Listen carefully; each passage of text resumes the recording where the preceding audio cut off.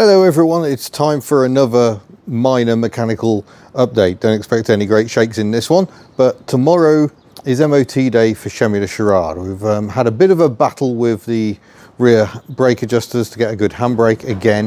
That will be in another video. I've already recorded it, but it's linked to another storyline. So, woo, big words.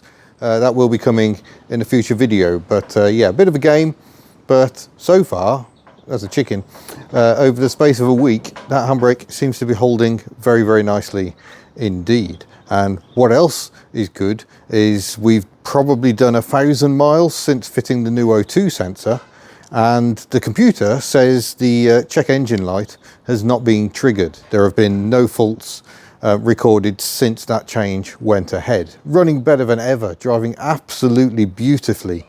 And I must say that especially below 2,000 revs, pulling much cleaner. It just potters along in a way you just don't expect a 1 litre engine to do. It's very refined, very, very nice. We had that lovely drive to Birmingham and back for the pipe organ video. Do go and check that out on Hub Notes if you haven't already. It was a splendid day.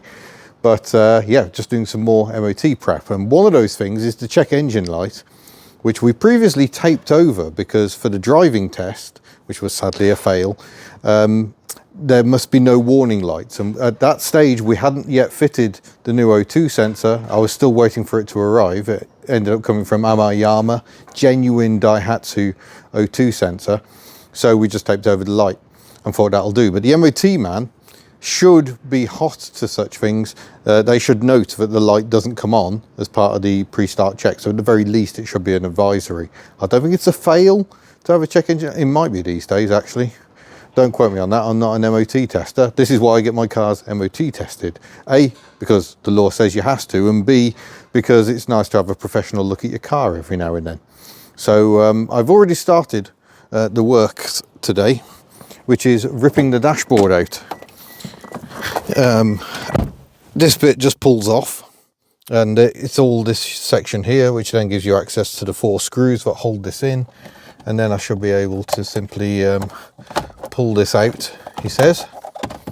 There's a multi-plug on the back of it there, no cable, it's all electronic, and if we pull that off, then we've got the whole unit out. You can see where I broke it on a previous one.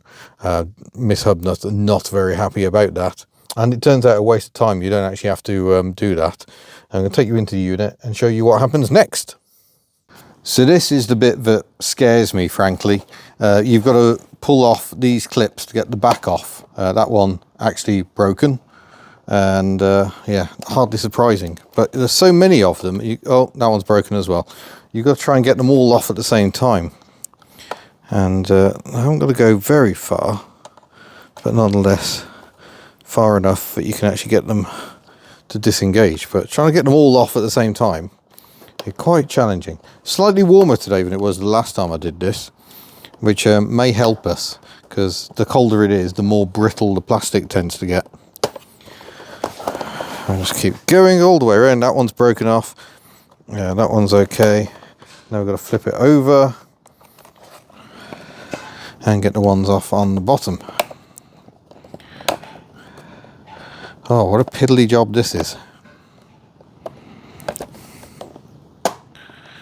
So I don't think you have to take the front off. So I managed to break it last time, even though that was entirely unrelated to our inquiries, it turns out. I've actually got another dash binnacle on the way because I like a happy life. All I need is the plastic off the front of it. I don't even need the full binnacle, but like I say, there are some people in this life it is important to keep happy, and your other half definitely counts as one of them, I think. Oh, almost there. The more you unping, the harder it gets to get the last ones off. There we go. And now we're going to go all the way around, and these ones have pinged themselves back on again. Ugh. There we go. Right, we got the back off. And then I think we can just lift this panel out, I seem to recall. No, I may have got this wrong. It might be that you have to actually get the front off after all. Ah, you don't have to get the plastic off. I do think you have to get this bit. I'm struggling to remember. There's probably a manual that we own that would tell me how to do this. Ah, sounds like good noises, do you think? One clip on the bottom. Haha. There we go, we're in. And if we have a peek under here, find a bit of tape that's been placed over the check engine light. See if I can get in without disturbing the needle too much.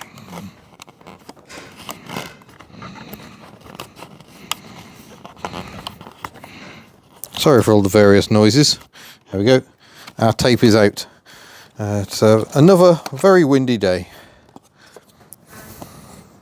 Pardon you. That's the wrong way up.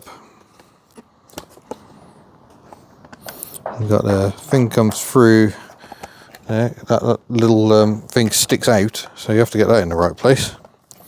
And then get everything lined up. Holes there, holes there. There we go. There we go. Marvellous. Everything back on. But yes, I've cracked the plastic there. And yes, I did get in trouble for it, which is fair enough. And this bit we didn't have to get off at all. I get it wrong every single time I've done this job. But nonetheless, we'll just clip all this back on. And now we can go and put it back in the car.